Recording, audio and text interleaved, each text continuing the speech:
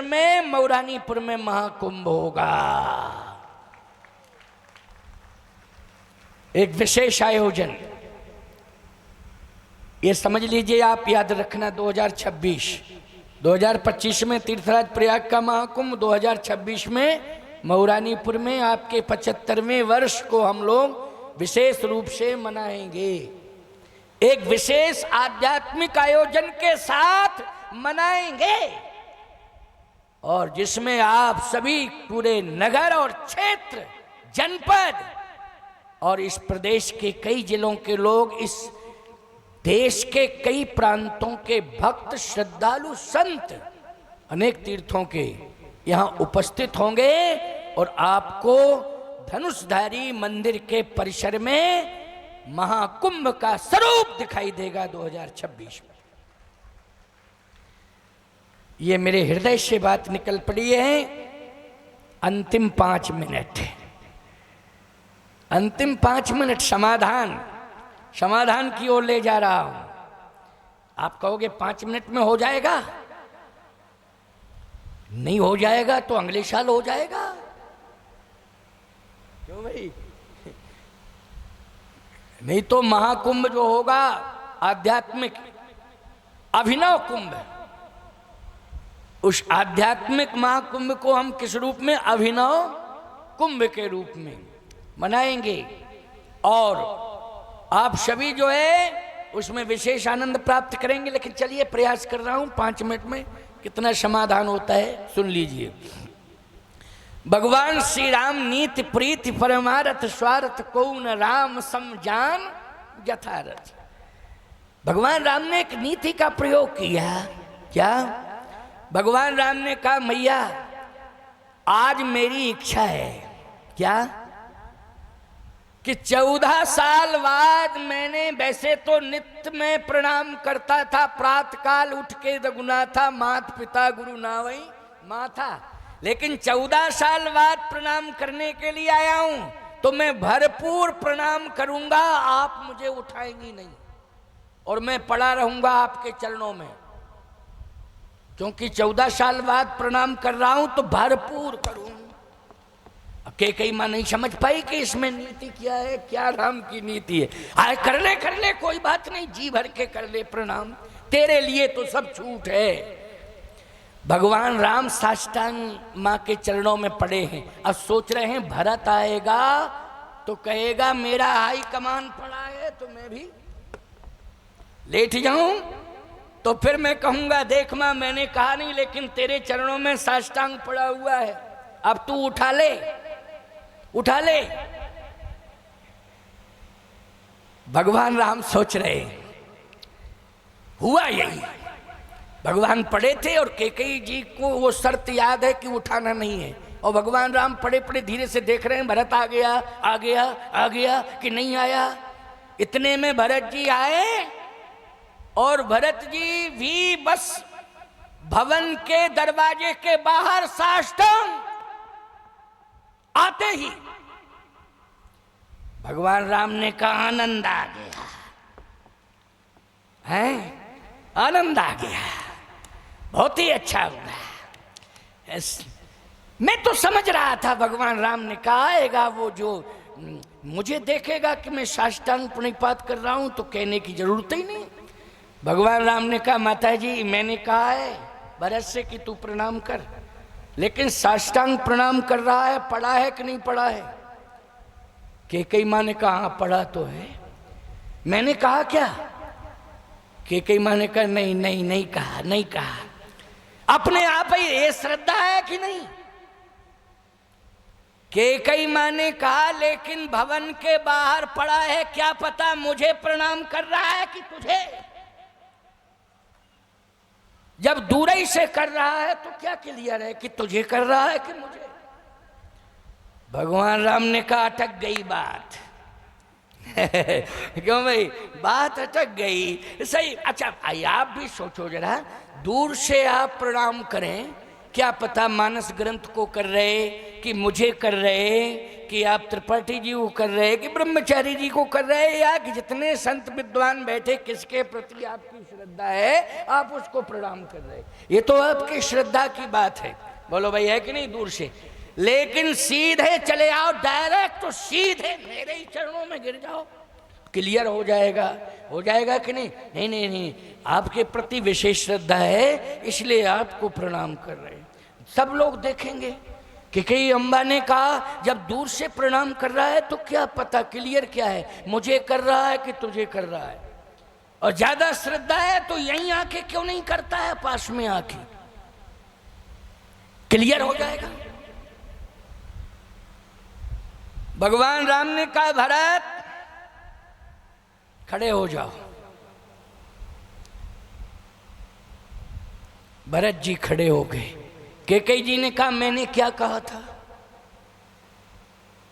मैंने क्या कहा था कि प्रणाम के लिए दबाव नहीं बनाओगे, पहले ही मैंने कहा था।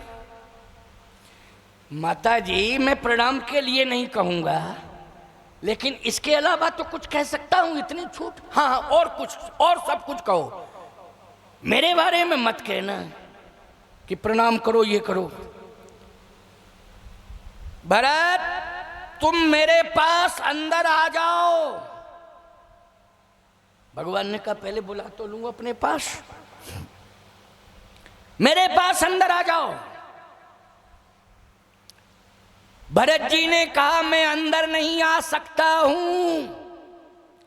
कैकेयी जी ने कहा लो राम निपट गई पंचायत। अब तो स्पष्ट बोल रहा है ना, क्लियर कह रहा है, अब इसमें किस बात का संदेह है, स्पष्ट तो बोल रहा है मैं अंदर नहीं आ सकता हूं। भगवान राम ने कहा क्यों नहीं आ सकते हो, कारण बताओ। अब भरत जी बता रहे हैं, बहुत अच्छी बात है, वाह। बज गया एक। क्यों भाई, अपनी अपनी घड़ियों में देखो कितना टाइम हुआ है, 1 बज गया है। अच्छा, तुम लोग कह रहे होगे कि अभी तो शुरू ही किया प्रवचन। अच्छा, अभी शुरू किया मैंने, 11:30 बजे शुरू किया था त्रिपाठी जी, 11:30 बजे, एक मानी 1.5 घंटा हो गया कि नहीं हो गया। अच्छा, कितना गाया बजाया मैंने, बोलो, कथा ही कथा सुनाई, पूरी कथा 1.5 घंटे हो गया कि नहीं हो गया। अच्छा सही बताओ, तुम लोगों को घर की याद आ रही क्या? सब कह रहे नहीं आ रही, घर भूल गए हो, हैं? घर भूल गए हो, वाह। यही है रसिका भुवि भाव का। इसलिए तो मैं कह रहा था, झूठी बात थोड़ी कह रहा था, राम रसिक हो भुवि भावुक हो तुम, इसलिए तुम्हें घर की याद नहीं आ रही है, तुम्हें कथा सुनाई दे रही है, आनंद ले रहे हो, बस निमग्न हो गए हो आनंद में। ये है भावुक श्रोताओं के लक्षण। वाह, बहुत बहुत साधुवाद आपको। आइए सुन लीजिए, चलो कोई बात नहीं है, आज ही तो कथा कहनी है, आज के बाद तो फिर आगामी वर्ष का इंतजार होगा, क्योंकि मेरे सामने मजबूरी है, इसलिए मैं आज जाऊंगा। चलिए आज सुन लो, सुन ही लो, कोई बात नहीं, हाँ सुन लो, आनंद ले लो, मेरा जो होगा सो देखा जाएगा। तुम तो आनंद लो, खूब भरपूर आनंद लो। आनंद के लिए, आनंद देने के परमार्थ के कारण है साधुन धरा शरीर, परमार्थ के लिए ही। अंतिम कोई बात नहीं, बस 10 ही 5 मिनट की बात है, क्योंकि अब वो बात ऐसी हो गई ना कि जिसमें कहना जरूरी हो गया। भले ही समय हो जाएगा लेकिन बताना जरूरी है। क्यों भाई? क्योंकि भरत जैसा आदर्शवादी ये कहे भगवान राम से कि मैं अंदर नहीं आऊंगा, क्यों भाई? इसमें बहुत बड़ी बात हो गई है, सोचने की बात है। भरत जैसा कोई साधु नहीं है, भरत जैसा कोई महान नहीं है। अगर राम जी के व्यक्तित्व को तराजू के पल्ले पर रखा जाए और दूसरे पल्ले पर भरत के व्यक्तित्व को रखा जाए, बोलो किसका पल्ला भारी हो जाएगा? भरत का पल्ला भारी होगा। भरत साधारण नहीं है, लेकिन ये शब्द सुन करके आपको आश्चर्य हो रहा होगा कि महाराज पता नहीं 1 बजे रात को दिमाग घूम गया आपका, पता नहीं क्या से क्या कहने लग गए आप 1 बजे रात को। हमारा क्यों घूमा दिमाग? हमारा तो सही है दिमाग। जो बात कही है भरत जी ने उस बात को मैं कह रहा हूं। अब सुनिए, भरत जी ने कहा कि प्रभु मैं भवन के अंदर नहीं आऊंगा अभी। क्यों नहीं आओगे, कारण बताओ।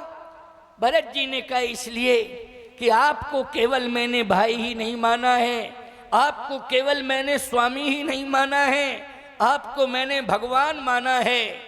आप मेरे भगवान हैं, मैं आपका पुजारी हूं। तो पुजारी क्या भगवान के पास नहीं आता है? आता तो है, लेकिन इसलिए नहीं आ रहा है पुजारी क्योंकि अभी पुजारी भरत ने स्नान नहीं किया है। बिना स्नान के कैसे आए? कैकेयी ने कहा राम कितना होशियार है भरत है।